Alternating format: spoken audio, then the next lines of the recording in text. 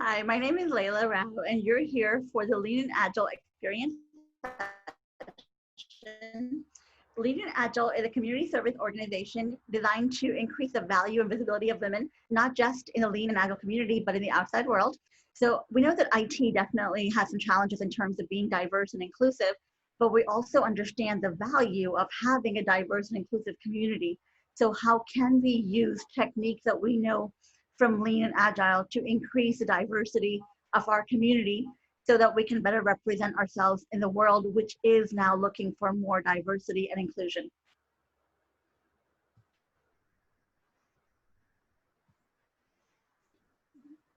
Leila? Yes. Yes. Thank you. So you will share a screen or how you will? We're just going to have a conversation, I hope. Yes, sure. So Andre, since you're about the only person here, you and Tadevik, let's have a conversation. What did you think of when you heard me talking about diversity, inclusion? Does it matter to you? Is it a conversation you're having in your workplaces? Not working at the moment, but yeah, it's very important to have diverse cultures. It is always an advantage to see have different perspectives in all that you do, and that diversity actually brings a lot more different ways of thinking about things to the table. So yeah, that is rather important. Can you tell me a bit about the organization that you're with? What is it like? What does it mean for you? I'm not with an organization at the moment, so I'm not actually working at the moment. I can tell you about these experiences if you want. We had people walks of life, to be honest. Being in London while I was there, it is quite a diverse metropolis in terms of background of everybody. But there is always something that connects us, and it is the skill set, mainly on what I did. So it didn't really matter what was your religion, your sexual orientation, or the country that you came from. We spoke the same languages, we had the same tastes, we had the same passion. So at the end, we managed to create great products, you know. Wonderful.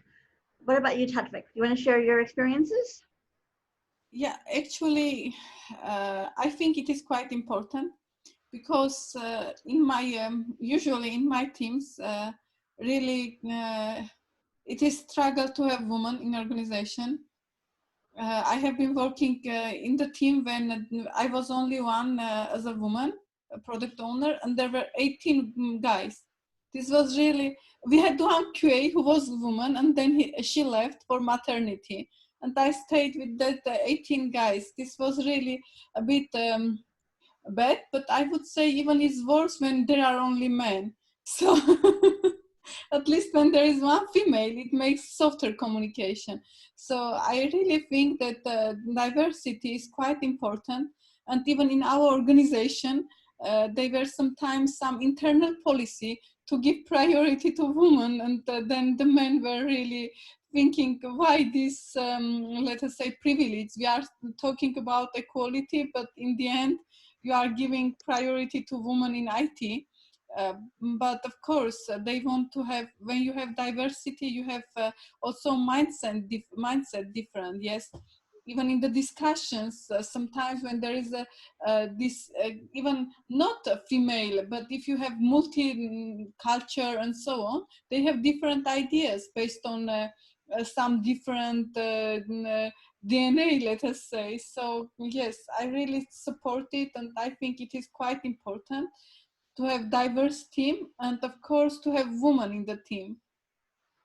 Not that I am woman, I'm saying I think even all my team members, they were agreeing that when there is a woman, they are even working better. You know, and research agrees with you. Data has showed that organizations that are more diverse have better business outcomes. For example, teams that are more diverse have more innovative solutions.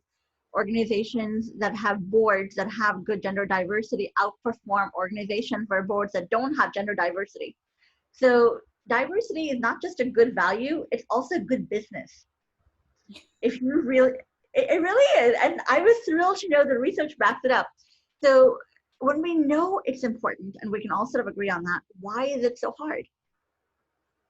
Why is it so hard to attract a diverse group and continue to build a diverse group. You're about to say something? It is obvious, I think, because even we all the time say men and women are equal and they have the same rights. Of course, women responsibilities is something that men is not taking of. They are not delivering baby, they are not cooking much and so on. So women staying at home, even if we all the time saying, no, we are equal, men should support. So for me, it is that a woman has responsibilities a bit more. And if you will check also upper management and so, you will find also a small group of women there, because women should dedicate herself to family. So that, I think, is one of the reasons. There are so many reasons. And Andrea talking about, is it trust? Trust is a part of it. So Lean and Agile, Leah, is a community service organization. So we do workshops around inclusiveness, pretty much I've done so far in India, Nepal, Canada, US, Europe, and there are more similarities than there are differences. And yes, there are cultural messages in some parts of the world where women are conditioned to have different expectations. But even in the so-called liberal West, the women that are working, they still go home and still have to do a whole other round of work at home. It's what's called the second shift. So yes, they're at work, they're earning money, but they still have to take on the bulk of the work at home.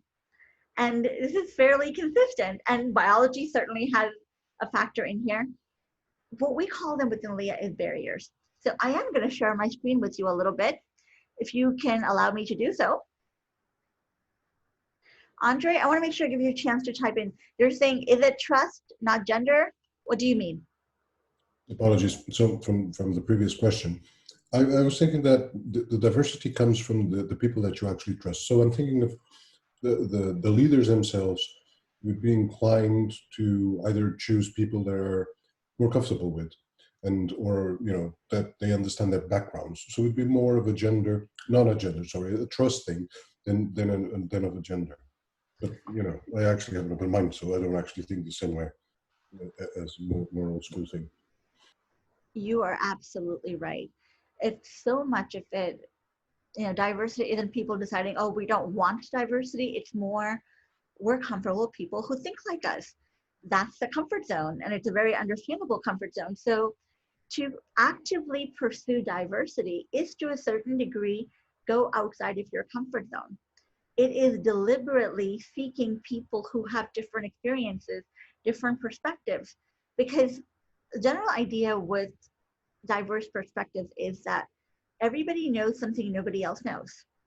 So if we can put all of these perspectives together, we're going to have a more multidimensional understanding of a situation, context, a problem than we will if everybody's seeing the same thing. But it's hard, and even with the best of intentions, it still is actively hard work. So one thing that we talk about within Leah is, what are the barriers to diversity?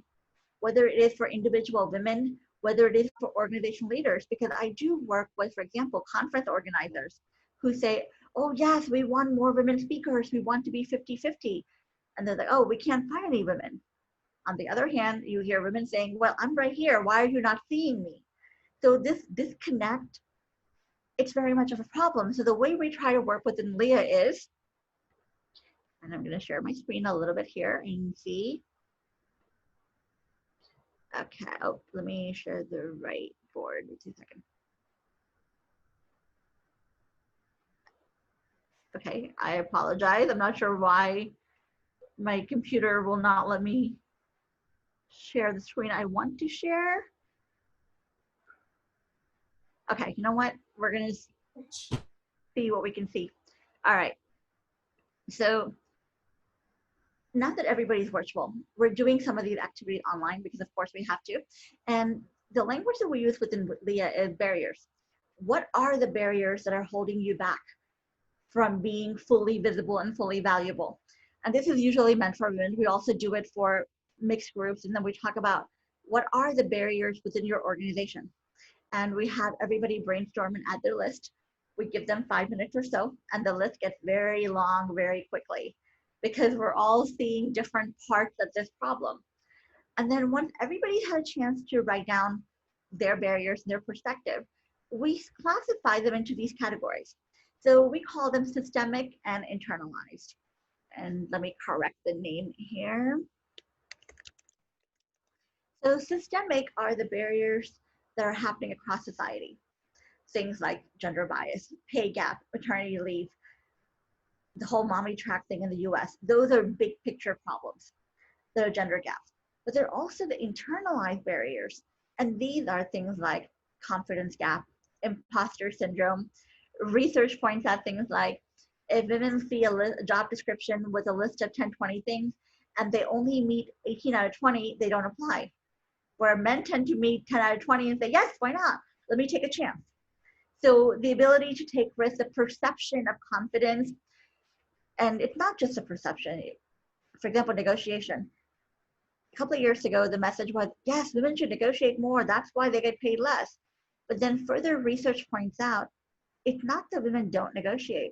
It's when they do negotiate, they get penalized. So, and this is again, there are always exceptions and outliers. This is a general average. And I am speaking from an obviously American perspective, but I have been told the data is pretty universal. When men negotiate, successfully or not, the perception, oh, he really is ambitious, he's trying, good for him. When women negotiate, the perception becomes, oh, she's so greedy, she's so ambitious, in a negative word, oh, she's not somebody who's going to be here long. So the same action can be perceived differently based on the gender of the person whose behavior is being analyzed. And it also depends on the gender of the person on the other side. And I'm speaking about gender because Leah is a gender-based organization. We work with women, but there are parallels within race, ethnicity. Any other marginalized group will have similar barriers. The precise nature of the barriers will vary based on culture, gender, all of those things, but this idea of barriers does remain. So to remove systemic barriers, we need allies. So conference organizers, companies, governments, we need changes at the big structural level to make the world a little bit more equal for women and other marginalized groups. The internalized barriers are really messages that we have internalized as individuals.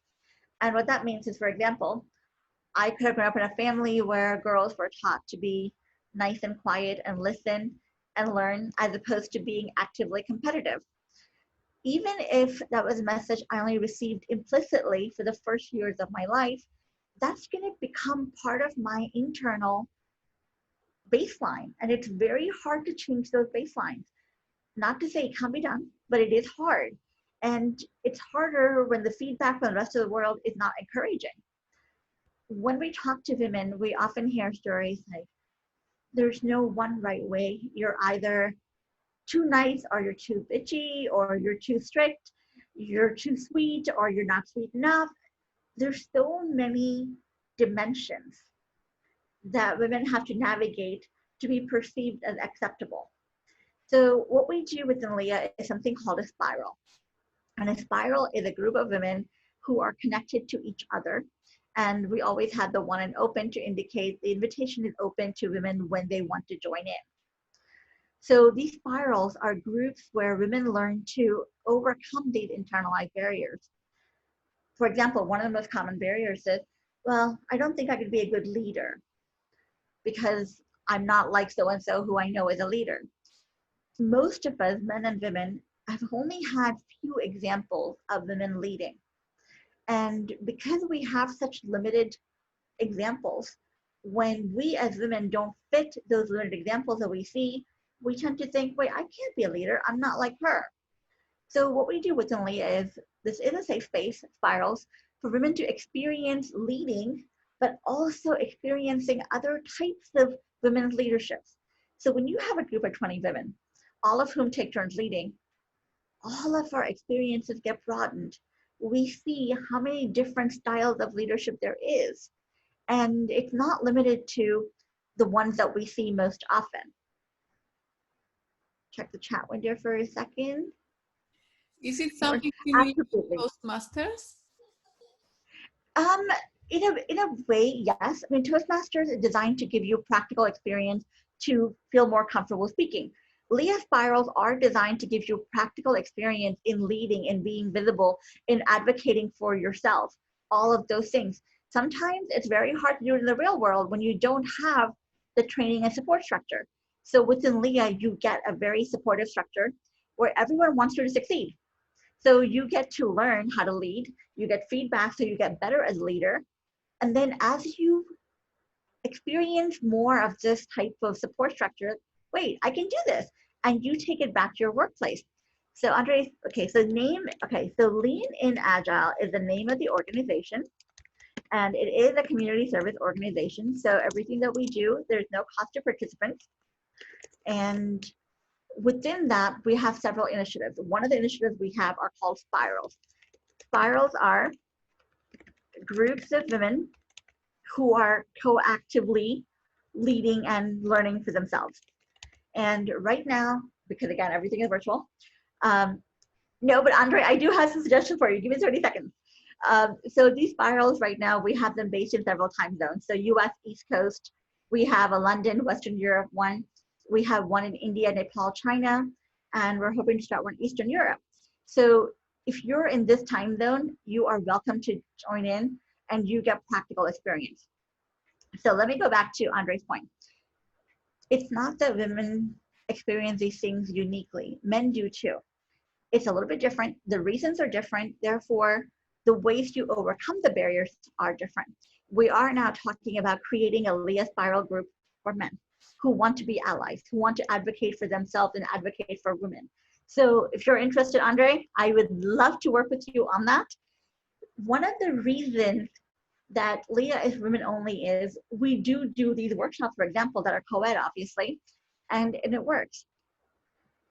But because of socialization, because of culture and all the other things, when we tried to do spirals for both genders, it didn't work quite the same way. These women-only spaces just seem to work so much more effectively. So that's why spirals are women-only, but a lot of the other things that Leah does are for both genders. For example, I am teaching a workshop right now, something we call Leah Next Gen. The idea of Next Gen is how do we make it easier for the next generation of women, of allies? How do we make the world better by having the younger generation not have to fight some of the same battles that we did? So as a pilot experiment, I am partnering with a local college here in New York to teach a 4-part workshop on applying LeanInAgile principle for graduating seniors. So not just teach them Agile, obviously, but help them understand things like design thinking and product discovery techniques for themselves. Because in the world they're coming into, this idea of having a predefined career path or career ladder no longer exists. They're probably going to reinvent themselves in their career multiple times. And that's not exactly new. For example, this is my 4th career as an Agile coach, but it's more and more common. And we have not always equipped this younger generation with the skills to be so adaptive. And of course, Agile is all about how to be adaptive. So we teach them techniques from Lean, from Agile, design thinking, product discovery, to continually discover who they are and to rediscover. Because as life changes, you will change. How do you recognize these changes? Who are you today? Are you the same person you were 10 years ago? Probably not. And if you can tap into these differences in your person, what does that mean for you right now? What is a good fit for you professionally? What will make you fulfilled personally and professionally? So these are the techniques that we teach. And this is the first pilot experiment, and we've had some fantastic results. We have about 40 people sign up, men and women, and hopefully they're all learning some different ways to better prepare themselves for the world that they're going into. So some of those things, absolutely, yes. As I mentioned, the systemic barriers, those are things that we do need men to work with us on. We need allies. That is not something that we can fix immediately. So things like, if you are a conference organizer who want to have a more diverse speaker lineup, whether gender or other forms of diversity, we would love to collaborate with you and help you make that happen. And as we said to Andre, we're talking about how can men apply these same spirals? Because from the feedback I'm getting, Andre, you're not the only one. A lot of men feel the same barriers or their own barriers. They want to learn how to get better. They want to create a new behavior model. Not being a man, that's not exactly my field of experience, but I'm happy to work with you guys on how does this Leah model translate. So this barriers activity is one that we do a lot within Leah. Another common one is, we'll call it, okay, give me 30 seconds. So because I'm one of the co-founders of Leah and I'm an Agile coach, so I draw a lot on my Agile coaching background. And one of the activities that we do that does help to overcome some of these barriers is called offer speak. So one of the barriers that we saw among women was lack of confidence or imposter syndrome, however you phrase it. It's this idea that I'm not good enough. When we talk about conference partnerships, oh, I'm not expert enough to be a speaker. I'm like, wait, I'm talking to you. You obviously have a compelling story and you have some amazing experience. Why are you not a speaker? So this perception of not being good enough, it's for any number of different reasons. And I do want to stress that it's not that women across the world suddenly woke up and said, oh, I'm going to have imposter syndrome today. That's not how this happened. This idea of imposter syndrome or lack of confidence, you want to phrase it, is based on the feedback that we get from the world around us. And human beings, we are a feedback loop. We are responsive to what's happening in our environment. And when the feedback we get is negative, of course, we tend to internalize it and say, oh, maybe I'm not good enough. Anyway, the way we've tried to overcome it within Leah is something called offer and seek. So we ask everyone to come up with 1 to 3 things they need help with. That's the seek. And we try to make it very concrete. I need someone to help me prepare for a conversation I'm going to have with my boss on how to ask for a raise. I want to speak at a conference but don't know where to start. My website is really out of date. I need some help. Can someone please look at my resume and proofread it? Some very, very concrete barriers. These are things that you're seeking. And no problem, everybody has their own list and they fill it up pretty quickly. Then we go to offer, which is, what can you help somebody else with? And generally speaking, the room goes silent for a few minutes because the perception is, well, I'm not sure. I'm not really good enough in anything to help somebody. And then once we start talking, we realize, okay, yeah, there are lots of things that you're already good at that you can help other people with. And the idea obviously here is, it's not learning from one expert and everybody else a student. It's that we're all students on a journey and we can learn from each other because everybody knows something nobody else knows. And as we match these offers and seeks, we're all going to be learning and leading and getting some incredibly valuable experience. The analogy I sometimes use here is, think about a marathon. Right now, for most of us, we're running our own marathons. We're doing all the preparing, learning, coaching, training, nutrition. I mean, everything is done by ourselves. It's possible, and yes, women are successful and there continue to be, but it is incredibly hard. And does it really have to be that hard? What if instead we were like a relay race where everyone runs 1 mile and you have a cheering support section for sharing the responsibilities of researching and coaching and practicing and nutrition, so that you didn't have to do everything, but we all got to experience the joy of a marathon. And that's sort of the analogy for a spiral. So that's me talking for about 15 minutes. So questions or thoughts? And the organization is completely free. It is completely free. It's a community service organization, and we deliberately, Leah is not designed just for the next generation of CEOs or leaders. It is for every woman who wants to be her best, whatever the best may be. And one of the reasons we made it so deliberately that is, of course, we all know what a glass ceiling is. The idea that women have a hard time breaking into top levels of leadership, and we do need that very desperately. Yes, but we also have something we call the sticky floor. There are any number of women who are just trying to get to the next level, and they can't because of the sticky floor. Education, circumstance, sexism, bias, awareness, all of this stuff is keeping women trapped even from making one step forward. So can we also help that? Because of course, there are going to be more women dealing with sticky floor than glass ceiling. So can we do both? So yes, everything within Leah is free. Other questions or thoughts? And if you disagree, I would love to have that conversation. I kind of don't, but I had something to add. My thoughts on this were a bit like all that you said could apply to me as a man. And even the criticism and the situations that you described that women are victim of, men are victim of as well. So I would totally like to benefit from exactly the same things that you're offering women, as I'm just cooking dinner for my nan, and it's normally like a woman's thing, but I have a lot of pleasure of doing it and love. The same way that I would like to learn new skills, and I have the imposter syndrome, for example, as well, that I suffer with, which I would love to get rid of. I don't think that's going to happen anyway. But I would like to get involved. Sometimes, you know, depends on who's talking, right? They tend to be a bit too passionate about it, let's put it that way. Because the way that I actually see the problem that we are currently trying to tackle, it is a society problem, not a business world problem. You have men's sports, you have women's sports.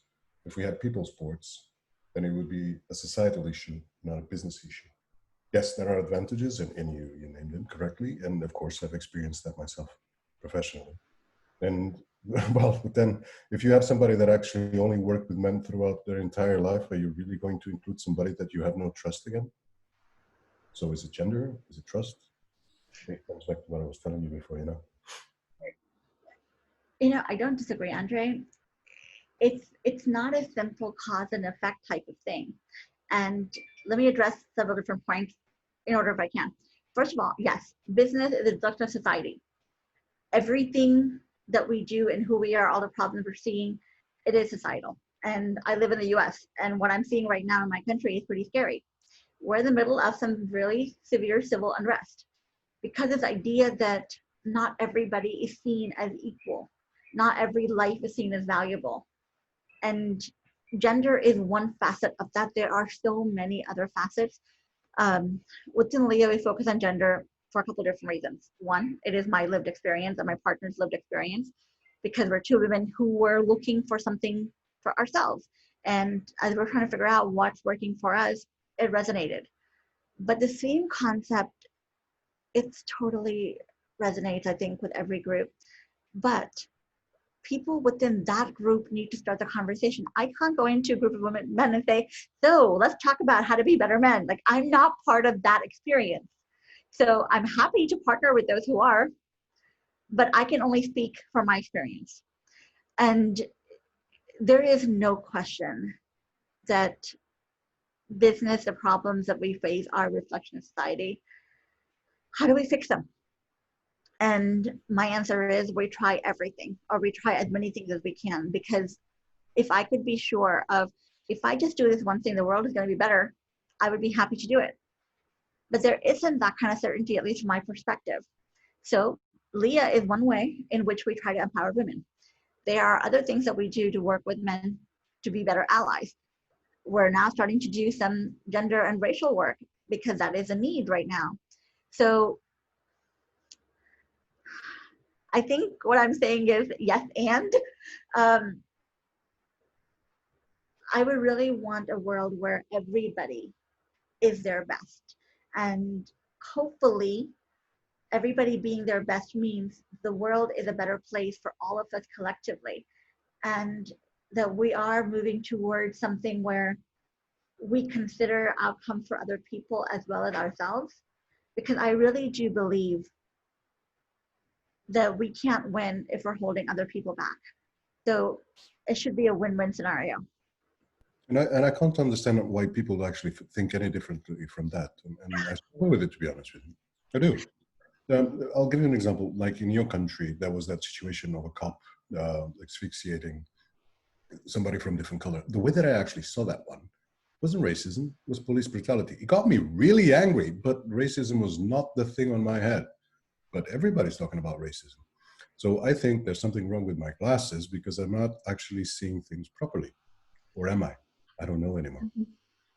I mean, okay, so obviously I'm not a Black African American, so I don't want to speak from them, but what I'm seeing as an American is it is police brutality, very heavily directed towards one race.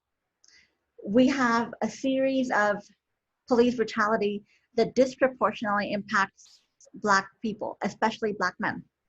So yes, it is police brutality, but we can't also forget that it's very targeted police brutality.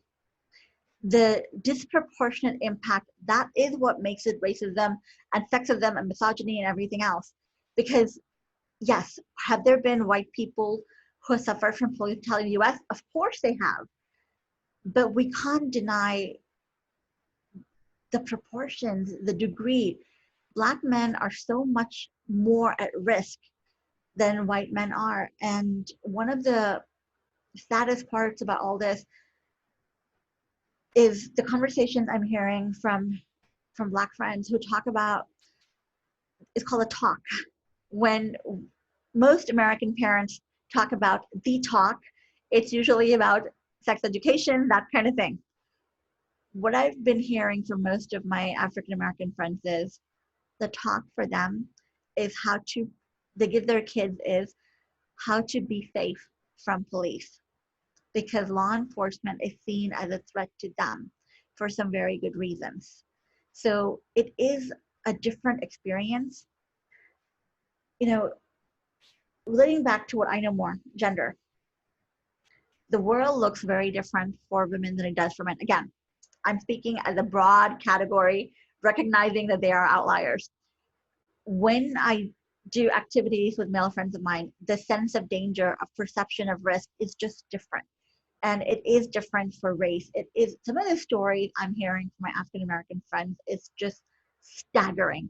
You know, we hear things like microaggressions, things like I've had friends who show up at work and first day of work and someone's like, oh, I didn't realize you're Black. Like, what do you mean? Oh, you didn't sound Black on the phone. What in the world does that mean? It's all these perceptions and stereotypes. And for better or for worse, in America, we're having a pretty honest conversation and all of these things are happening. And what I've learned in the past few weeks of civil unrest, what we're calling Black Lives Matter here, is to listen. No, I think that even what your president, or the president of the United States anyway, is doing at the moment, suddenly it's going to be a problem with Asians as well. Yes. And so, you know, yes. Between the situation that I actually named before, it was between men, but you saw exactly the same point of a minority suffering on the hands of the people that had power. In that case, they could be white. There was a news article in South Africa that they killed in 2000. This is an old news, okay? So I think it's from 2001, 2000, something along that those years. And they had killed 380 something white Portuguese people. Why? Because the country is mainly Black. So the minority there are the white people. So I would wonder how business world actually works there, because I don't actually know. I don't know anyone. Actually, now that I think about it, I do know a person from South Africa, and I would like to ask. But would it function quite differently? Because again, my thoughts are, remember the apartheid and the separation, right? They brought it together. What about bringing all of the genders together to actually resolve the society problem that you have? It has to be like that. It can't be just in the business world. I think there are some efforts to it. What South Africa did in terms of truth and reconciliation was incredibly powerful. And again, not as a South African. What I'm seeing is there are, and of course there are, raw wounds left by decades of apartheid. Those wounds don't go away. And speaking as an American, our history of slavery and racism doesn't simply go away because the laws have been passed to undo them. This kind of trauma takes years and generations to work through, and it has to be proactive. One of the insights that I think we're seeing as Americans is it's not enough not to be racist. You know, a couple of years ago when we had a decent human being as president, we all thought, oh, we're getting better. America's no longer racist and we're in a post-racial world. And of course, now we have an absolute horrible example of a leader, a human being, and he's making everything worse. And I wouldn't call it silver lining because frankly it's so horrific.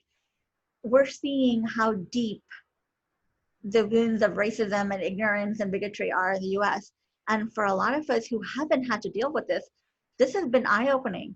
Wait, I thought we're past all this. No, we're not. And there needs to be a lot more work. And I would say for the first time in my lifetime, I'm actually seeing those who are not minority getting involved in trying to be allies and having these conversations. And Andre, as you said, how do we bring people together?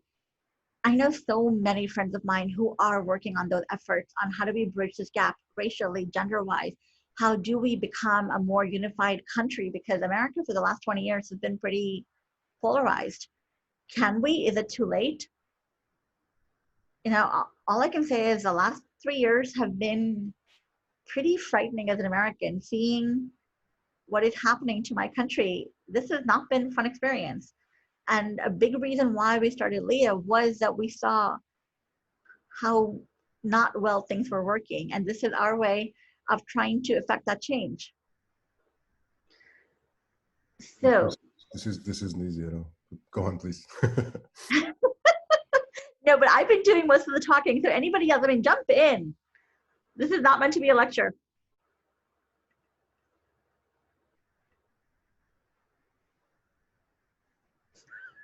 Anyone have any questions then? I'm pretty comfortable talking. So if you have questions, I try to answer them. I do have a question. Why LeanInAgile? Why that choice of name? So when we started this, we were looking at, we're both Agile coaches and my background is Lean and I come from Lean into Agile. And one of the things I noticed within Agile is we're so focused as a community on customers, on delivery, on delighting customers and workplaces. I'm like, wait, what about the people who are actually working in these Agile spaces? What about team members? When do they get to be delighted? And when I say I come from the Lean community, I was working in healthcare. And healthcare has a very specific flavor of Lean, for lack of a better word. And one of the principles that I learned as part of this healthcare Lean was, one, those who do the work know best how to do it. And second, people behave the way they do because something in the structure rewards that behavior. If you want to change behavior, change the structure. So I felt that the Agile community was missing some of these Lean people-centric values. So it was like, oh, let's bring Lean into Agile. That's how the name originally started. We stuck with it. So one of the things that happened once we started is we found that as much as the Agile community needed more diverse leadership, more diverse voices, we also found that the things that we learn as Agile coaches, because our primary job is how to empower people, how to create healthier teams, healthier businesses, what I call ecosystems, translates really well to non-work lives as well. So all these activities we do within Leah for women, honestly, a lot of them are borrowed directly from my Agile coaching work on how do I empower teams? How do I get people to take ownership of their professional selves? It's a very straightforward translation from one mode to the other. And this is where we found so much resonance working with students, working with those who've never heard of Agile, but applying the Lean Agile principles that we know to non-Agile spaces has been incredibly rewarding. So the name, yeah, maybe it could be a better fit, but Leah is what we called it. It's stuck. So we still have that name and we'll probably have it for a while. So I'm going to tell you something now. I feel like I was fished and I'll tell you why. I got the Agile training. I don't remember if it was 2008 or something like that. It was a long time now. And I do understand everything that you just shared. But when I looked at the title, LeanInAgile, I actually thought you were going to talk about technology because being a front-end developer, this is something I really want to be into. Actually, after being fished, I'm still interested and I'm here, but that is some constructive, criticism that I'm passing to you. You might have more people like me, just showing up, which might be a good thing. Absolutely. So I did do a session on Agile. So that title was Agile and Cybersecurity, because what I do as an Agile coach, especially the last couple of years, I've been working with cybersecurity agencies and teams. So for a lot of the cybersecurity people, the first time I met them, they hated Agile. Like, wait, no, Agile is a risk. Why? We don't want to do Agile. It's not good. It's too risky. And I was like, okay, help me understand why. And as we started talking, getting to know each other, we realized that yes, from a cybersecurity perspective, Agile represents risk, but Agile's not going anywhere. This is here to stay in IT, especially. So if you're a cybersecurity professional or security mindset, how do you cope with this Agile thing? And my recommendation has been adopt some of the practices of agility to respond to Agile. And so that's a talk and a webinar I've done, and that usually gets some good conversations going.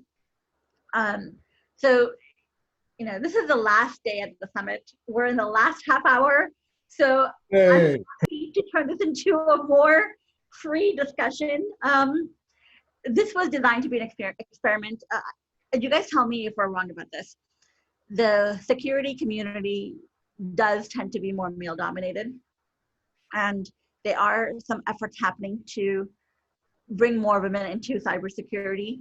So it was more about Gina contacted me and said, hey, would you want to do a talk here about this? I said, sure, I'm happy to start the conversation. I'm not sure who's going to show up, but we'll just see what happens. And this is an experiment. So I'm glad you're here. I'm glad we're having this talk. I'm very happy to be here as well. So one thing I will say is definitely follow up with me on offline if you're interested in Leah and gender diversity, or if you simply want to learn more about Lean and Agile, the traditional definitions of Lean and Agile and how does it work for work. I'm happy to have those conversations.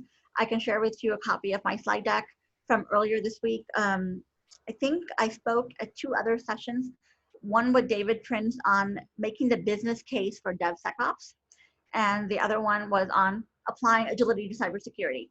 And I'm going to leave my email address in here. And one of the unique benefits, well, one of the benefits of having a unique name is I am not that hard to find. So I actually tested it. If you simply type in my first name, Leila and Agile, I show up. So LinkedIn is a really good way to find me, and I'm always happy to have those conversations. Adam, what's on your mind?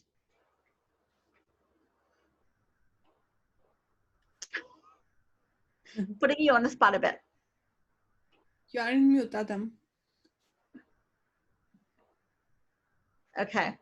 So I think Adam prefers to observe silently. That's fine. What about you, Tadvik? Any questions? I will say it is really very interesting, all the approaches and how really you help different people with, let us say, adjusting to agile or having that mindset. Do you have some success stories that you want to just some powerful success stories that you want to share with us? Sure. Of course, because, you know, fairly obviously, I'm an Agilist. I believe in Agile, and I think it does make people's lives better. So most of my clients, because I used to live in Washington, D.C., most of my clients were government agencies. And Agile in government is a tough sell. These are big organizations that do things one way. They are not as responsive to public demands or stakeholder or new product releases. They don't have those same demands.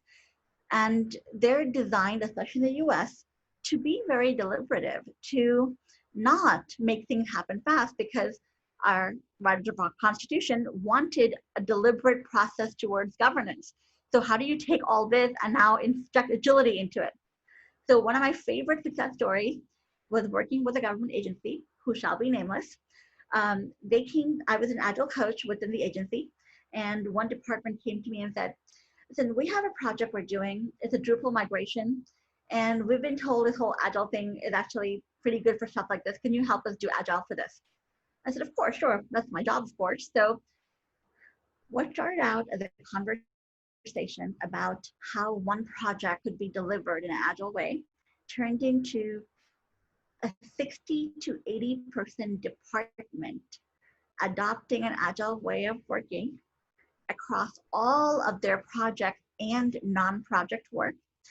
And it took us about 3 months to start seeing results. They loved it so much after 3 months that we continued to experiment for 3 more months. We added in product discovery and design thinking and some lean practices. And I was with them for about 9 months. And they have this amazing culture and way of working that is transparent, it's collaborative, it's iterative, it's people and value based. And what I am most proud of is I left them more than 4 years ago, and they are still working in that way. So when Agile is done right, it becomes part of an organizational DNA. It's the way they are. And they don't necessarily think of themselves as working in an Agile way. They just work in a way that makes sense for them. And they have been doing it with no consultants or coaches since I left. So that, please describe a bit in detail when you say agile way of thinking and working, in just some sentences. What are the main things you can point out and say this organization is agile way of working? sure, it's not very hierarchical. People choose what they work on, how they work together on things. They decide, their leader decides on priorities, but they decide how they're going to do it. And there's a lot of talking and communication about what's important, who does what. There is very little, assigning of work. There's very much of a pull system. Here's a pool of work that needs to be done. Who's free to take on what work? Who wants to do what work? So people's preferences are part of the equation. When we do strategic planning, it's done together. It's not a leader creates a plan and says, everybody else follow my plan. The plans are co-created. Feedback loops are throughout the system. People, there are all these different attributes. What I'm honestly looking for when I do my work on a weekly basis is, do people feel like they're valued? Do they feel heard? Do they feel visible? Do they feel like they matter? Engagement, that's the heart of Agile for me. The other part is, do people feel like their work is valuable? Daniel Pink talks about purpose and autonomy, and I think that ties in mastery, and that ties into Agile so much, and especially in these big public organizations. Does everybody feel like the work they're doing contributes to the agency or organizational mission? When they do, there is a sense of engagement that's hard to have outside of it. And we all need that, because it's been a while, but the research from a few years ago, I remember, said something like 25% of people are actively disengaged from their work. If we want these new organizations where people are empowered and able to be their best, if you don't connect them to your mission, that's not going to happen. If we try to do Agile as in Scrum without really getting the people part right, we're just going to be having the same work done every 2 weeks. We're not going to get the innovation, the customer service delight, the people who creating transformative spaces without really valuing your people and having that be visible. Does that kind of answer your question? Yes, it answered, but still, because I have been in my organization, there were all the time struggling to, let us say, trainings, a lot of presentations to make organization more agile. And the thing was that more about frameworks that or about iterative approaches or something like that. And I don't know, some recipe that you can, for example, give organization just from the that if you do this, that you become agile. Okay, I totally get that. Okay, so yes, I see that a lot. And I think what's happening is someone said, oh, we want to be Agile. Okay, why? Because Agile's faster. Okay, so we start rolling out Agile, which actually means let's do Scrum. This is something I see very often with my client. Oh, we want Agile, we want DevOps. I'm like, why? Because latest buzzword. What I will say is this, Agile is a how, it is not a what or a why. And I tell this to my clients directly. There's no such thing as a gold star for being Agile. There's no Agile Hall of Fame where If you can prove that you're working in an agile way, you get to go there and be super special. There is no such thing. Agile instead is an enabler. It is how you achieve something else that matters to you. And that something else could be your values. It could be things like faster time to market. It could be a happier, more engaged culture. If you don't know where you're going, what the outcome that you want, then Agile simply becomes a meaningless new set of practices and sort of ceremonies that don't really have the value. Let me see if I can share something with you that explains how I do some of this. But all I can say is what you're saying sounds very, very familiar. And I am sorry, it happens way too often. I would say that, for example, if someone will enter in the teams that I have been working and say that we are going to train you to be agile, they will get like, again, training. No, no, no, no, no. Yes, no, and I hear that enough from my clients. I just started a new engagement, and when I start meeting people like, oh my God, another agile coach, you're gonna tell me how to do my job. I'm like, no, I'm not going to tell you how to do your job. I'm not trying to change you, and no, I don't do training. I'm here to help you, whatever that help looks like. So let me see if my screen sharing skills still work. And okay, hopefully you can all see my screen. Okay, when I say Agile Agility, I'm talking about these 4 principles. When we start doing something, whether it's a new working relationship, a new project, or a new team, we know the least when we're starting. That is a reality that we should recognize and apply. What that means is don't come in with a fully detailed prescriptive plan on how we're going to do things because we don't know enough to be that prescriptive. The corollary to that is what I call go broad before going deep. Again, a lot of times like, oh, our daily stand-ups are really bad. Can you fix them? I'm like, okay, yes, we can totally do that. But let's actually talk about what Agile means as an organization. What are you trying to accomplish? Because the idea of an improved daily stand-up has to tie into an outcome. If you don't have a clear outcome, what does an improved daily stand-up mean? So what I mean by this whole go broad before going deep is try to have an outcome in mind and work our way back towards that outcome, okay, before trying to fix all the little things. The next one, I think, is the most common principle that people know about Agile, this idea of cadence and timeboxing. Cadence is just a very fancy way of saying markers as you travel. When we're doing an Agile transformation, there is a lot of change. We are literally asking people to change the way they think and behave. That's a pretty heavy lift.